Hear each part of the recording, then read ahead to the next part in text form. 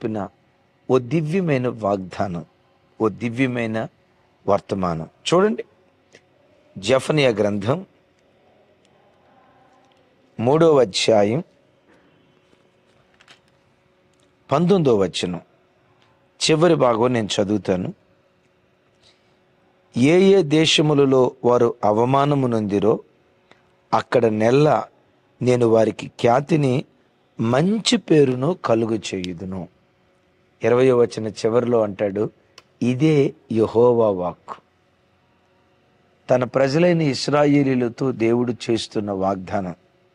ఇశ్రాయేలీలారా, వారు ఏ ఏ దేశములలో అవమానము నొందిరో అక్కడ సేమ్ అదే ప్లేస్లో అక్కడ ఖ్యాతిని మంచి పేరును నేను కలుగు చేతును దేవుడు మాట్లాడుతూ ఉన్నాడు. ఆ రోజుల్లో ఇశ్రాయేలీలతో, ఈ రోజుల్లో యేసుక్రీస్తు రక్తముతో కడగబడిన నీతో, ఈ ఉదయకాలం వర్తమానం కొరకు ఎదురు చూస్తున్న నీ పిల్లలతో, నీ కుటుంబంతో దేవుడు మాట్లాడుతున్న మాట. ఏ ఏ స్థలాలలో నువ్వు అవమానపరచబడతావో అవమానపరచబడిన చోటే ఖ్యాతిని మంచి పేరును నీ దేవుడు నీకు కలుగు చేయునుగాక. వాక్యం వింటున్న దైవజనమా, పరిశుద్ధ గ్రంథమైన బైబిల్ అంతటిలో ఓ భక్తుడిని ఆశీర్వాదపు దరికి దేవుడు తీసుకుని వెళ్ళే ముందు అవమానపు దారి గుండా ఆశీర్వాదపు దరికి దేవుడు తీసుకుని వెళ్ళాడు. ఇప్పుడు హైదరాబాద్ నుంచి విజయవాడ రావాలంటే ఒక దారి ఉంది కదా.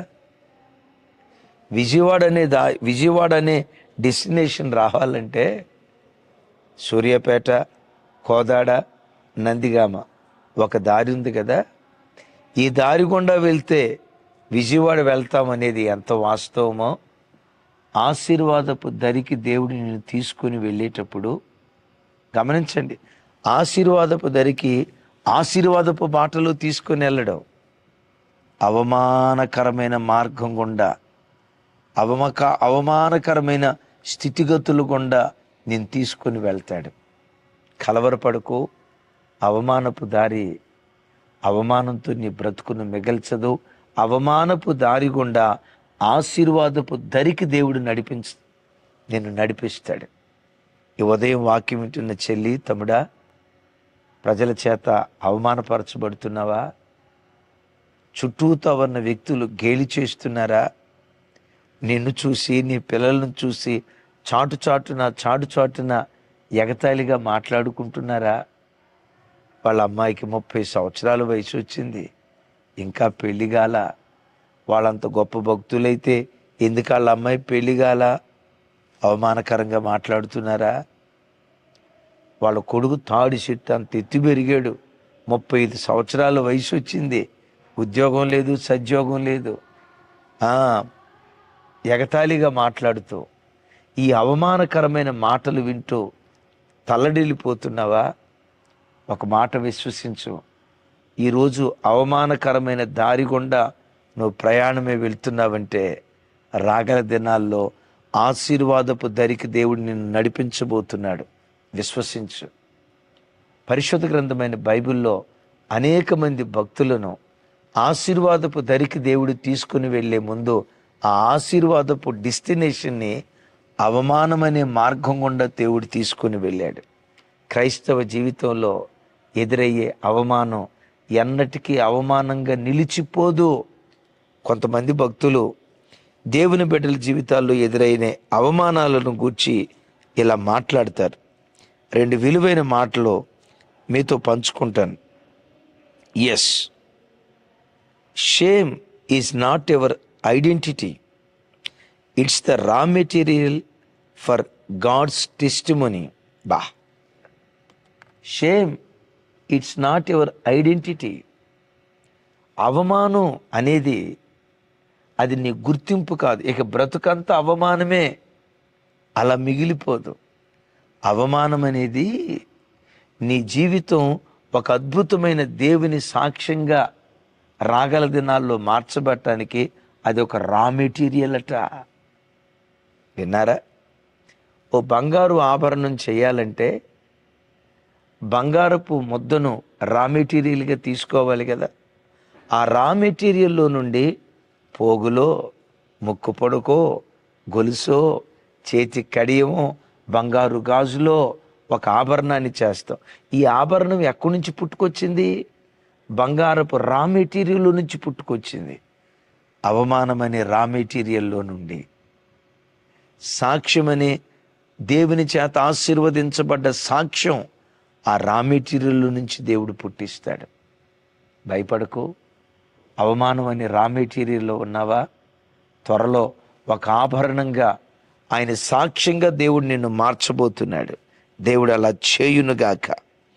ఇంకో భక్తుడు మాట్లాడుతూ ఇలా అంటాడు, in God's hands a place of shame becomes a platform of fame. విన్నారా? ఈరోజు నువ్వు అనుభవించే షేమ్ రేపు నేమ్గా, ఫేమ్గా దేవుడు మారుస్తాడు. పరిశుద్ధ గ్రంథమైన బైబిల్లో అనేక మంది భక్తుల జీవితాల్లో ఎక్కడ అవమానపరచబడ్డారో అక్కడే ఖ్యాతి, మంచి పేరు దేవుడు వాళ్ళకు కలుగు చేశాడు. పరిశుద్ధ గ్రంథమైన బైబిల్లో యోసేపు జీవితం మనం చూస్తే చూడండి, ఆదికాండం ఓ అద్భుతమైనటువంటి మాట. ఆదికాండం 41వ అధ్యాయం 52వ వచనం. తరువాత అతడు, నాకు బాధ కలిగిన దేశమందు దేవుడు నన్ను అభివృద్ధి పొందించినని చెప్పి, యోసేపును దేవుడు అభివృద్ధి పొందింపచేశాడట. ఎక్కడ అభివృద్ధి పొందింపచేశాడు?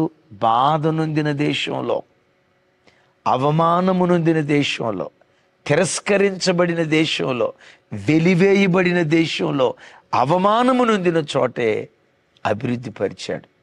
తమ్ముడా, చెల్లి, ఏ గ్రామంలో నువ్వు అవమానపడతావో, ఏ బంధువుల మధ్యలో నువ్వు అవమానపడతావో, ఏ రక్త సంబంధికుల మధ్యలో అవమానపడతావో, ఏ ఇంటిలో అవమానపడతావో, ఏ ఉద్యోగ స్థలములో అవమానపడతావో, అవమానము పొందిన చోటే ఖ్యాతిని, మంచి పేరును దేవుడు నీకు అనుగ్రహించబోతున్నాడు. విశ్వసించు. ఈ ఉద్యోగంలో అవమానం కలిగిందని ఇంకొక ఉద్యోగానికి వెళ్ళిపోవాలని అనుకోకు. ఈ ఇంట్లో అవమానం కలిగిందని మరొక ఇంటికి వెళ్ళాలి, ఈ గ్రామంలో అవమానం కలిగిందని ఇంకో గ్రామానికి వెళ్ళాలని అనుకోకు. నీ దేవుడు ఎవరో తెలుసా? అవమానము నొందిన చోటే. యోసేపు ఐగుప్తు దేశంలో ఆయన అనుభవించిన అవమానం ఇంత అంతా కాదు కదా. ఏ పురుషుడికి రాకూడని నింద, రేపిస్ట్, ఇంకటి వివరాలు నేను చెప్పలేను. అత్యాచారం చేయబోయేడు మామూలు, ఇలాంటి భయంకరమైన అవమానం యోసేపుకి వచ్చింది. ఈ అవమానం భరించే కంటే చస్తే పోయిద్దని పిరికోడ్లాగా పారిపోలా. అవమానాన్ని భరించాడు. ఎందుకు భరించాడో చెప్పమంటారా? దేవుడెప్పుడు అవమానపు దారి గుండా ఆశీర్వాదపు దరికి నడిపిస్తాడు యోసేపుకు తెలుసు. ఏ ఐగుప్తు దేశంలో అవమానపరచబడ్డాడో అదే ఐగుప్తు దేశానికి యోసేపును ప్రధానిగా దేవుడు నిలవబెట్టలేదా? యోసేపు దేవుడే నీ దేవుడు. యోసేపును లేవనెత్తిన దేవుడే నిన్ను, నీ పిల్లలను తన మహిమ కొరకు దేవుడు లేవనెత్తునుగాక. ఎక్కడ అవమానపరచబడ్డావు? ఎక్కడ నిందించబడుతున్నావు? ఎక్కడ తిరస్కరించబడుతున్నావు? ఈరోజు ప్రమాణం చేస్తున్నాడు, బాధ నొందిన చోటే, అవమానము నొందిన చోటే ఖ్యాతి, మంచి పేరు దేవుడు నీకు అనుగ్రహించబోతున్నాడు. మన ఆరాధ్య దైవం ప్రభు అయిన యేసుక్రీస్తు వారు 33.5 సంవత్సరాలు భూమి మీద ఉన్న దినాల్లో ఆయన అవమానపరచబడలేదా? ఈయన పుట్టుక ఎలాంటిదో, తండ్రి ఎవరో తెలియదు, తల్లి ఎలా గర్భం దాల్చిందో, అక్రమ నోటుకొచ్చినట్టు మాట్లాడారు. శిలువ మరణం, ఒంటి మీద బట్ట లేకుండా దిగంబరిగా ఊరేగిస్తూ భూమికి ఆకాశానికి మధ్యలో యేసయ్యను శాపగ్రస్తునిగా వేలాడదీశారు. చూసారా? అవమానపు దారి, శిలువ దారి. ఈరోజు చెప్పంటారా? ప్రపంచంలో అన్ని నామముల కంటే మహోన్నతమైన నామం యేసుక్రీస్తు వారి నామం. 2000 సంవత్సరాల నుంచి ప్రపంచమంతా ఆరాధించబడుతున్న ఏకైక నామం యేసుక్రీస్తు వారి నామం. 2000 సంవత్సరాలే కాదు, యుగాంతము వరకు యుగాయుగాలు ఆరాధించబడే ఒకే ఒక్క నామం యేసుక్రీస్తు నామం. అన్ని నామముల కంటే మహోన్నతమైన నామం. ఈ నామము ద్వారానే మానవాళికి రక్షణ, ఈ నామము ద్వారానే మానవాళికి పరలోక రాజ్యం. ఎంత గొప్ప నామం! పోయిబడిన పరిమళ తైలం వంటి నామం, సుగంధభరితం, సుచరిత్ర. ఎస్, సుగంధభరితమైన నామం. ఎంత మహోన్నతమైన నామంగా, ఈరోజు ఆశీర్వాదకరమైన నామంగా ఆయన నామం మార్చబడటానికి ఆశీర్వాదపు దరికి అవమానపు దారి గుండా తీసుకుని వెళ్ళాడు. అవమానం అనుభవిస్తున్న తమ్ముడా, చెల్లి, కలవరపడకు. ఈరోజు నువ్వు అవమానపరచబడుతున్నావంటే రేపు ఆశీర్వాదపు దరికి దేవుడు నిన్ను తీసుకుని వెళ్ళబోతున్నాడు. కానీ ఒక్క మాట చెప్తాను, అవమానపు దారి గుండా దేవుడు తీసుకుని వెళ్ళి ఆశీర్వాదపు దరికి దేవుడు మనల్ని నడిపించాలంటే మన జీవితంలో చేయాల్సిన 3 పనులు మీతో పంచుకుంటాను. పరిశుద్ధ గ్రంథమైన బైబిల్లో రాయబడిన మాట, నీతి జనులు ఘనతకెక్కుటకు కారణం, పాపము వలన అవమానము వచ్చును. ఇది ఎక్కడ రాసిందో కింద కామెంట్ బాక్స్లో రెఫరెన్స్ రాయండి. నేను అంటాను, దేవుడు నీ బ్రతుకులో, దేవుడు నీ బ్రతుకులో నిన్ను అవమానానికి అప్పగించకుండా, ప్రజలు అవమానపరుస్తున్న ఆ అవమానపు దారి గుండా ఆశీర్వాదపు దరికి దేవుడు నిన్ను నడిపించాలంటే పాపానికి చోటివ్వకు, నీతి న్యాయాలకే నీ హృదయంలో చోటివ్వు. యేసయ్య ఆశీర్వాదపు దరికి చేర్చబట్టానికి, యోసేపు ఆశీర్వాదపు దరికి చేర్చబట్టానికి వారు నీతి కలిగిన వారు. ఏ పాపానికి వారు చోటివ్వని వాళ్ళు. ఈ ఉదయకాలం వాక్యం వింటున్న తమ్ముడు, చెల్లి, దేవునికి ఆయాస్కరమైనవి ఏవైనా నీలో ఉన్నాయా? దేవునికి దుఃఖాన్ని తెప్పించే అపవిత్రత ఏదైనా నీలో ఉందా? ఈ వాక్యం వింటుండగానే ఆ అపవిత్రత తొలగించుకుందువుగాక. రెండవది, అహంకారము వలన అవమానము వచ్చును, వినయ మనస్కుడు ఘనతకెక్కుతాడు. యోసేపు ఎంత వినయ మనస్కుడు! పరలోకపు తండ్రి మాటకు యేసయ్య ఎంత వినయాన్ని చూపించారు. యేసయ్యలో బోతద్దం పెట్టి వెతికినా ఎంత కూడా అహంకారం కనపడదు కదా. తమ్ముడు, గర్వ మాటలు ఏమైనా ఉన్నాయా? వదిలే. అహంభావ మాటలు ఏమైనా ఉన్నాయా? తీసేసాయి. యోసేపును ఫరో రాజు అడిగాడు, నువ్వు కలల భావన చెప్పగలవట కదా అని. యోసేపును తర్వాత దానియేలును ఇదే అడిగితే వాళ్ళు అన్న మాట ఏంటో తెలుసా? అది మా వలన కాదు, దేవుడే కలల భావన మాకు బయలుపరుస్తాడు. ఎంత దీనులుగా తమను తగ్గించుకొని దేవుని కనపరిచారో. తమ్ముడు, ఎక్కడైనా గర్వంగా మాట్లాడిన జ్ఞాపకాలుంటే ఆ గర్వపు హృదయాన్ని యేసు నామంలో తొలగించుకుందువుగాక.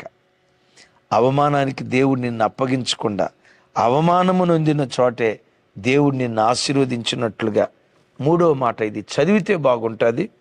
సామెతల గ్రంథం, అందరూ చూడండి, సామెతల గ్రంథం 19వ అధ్యాయం 26వ వచనం. తండ్రికి కీడు చేసి తల్లిని తరిమివేయువాడు అవమానమును అపకీర్తిని కలుగు చేయువాడు.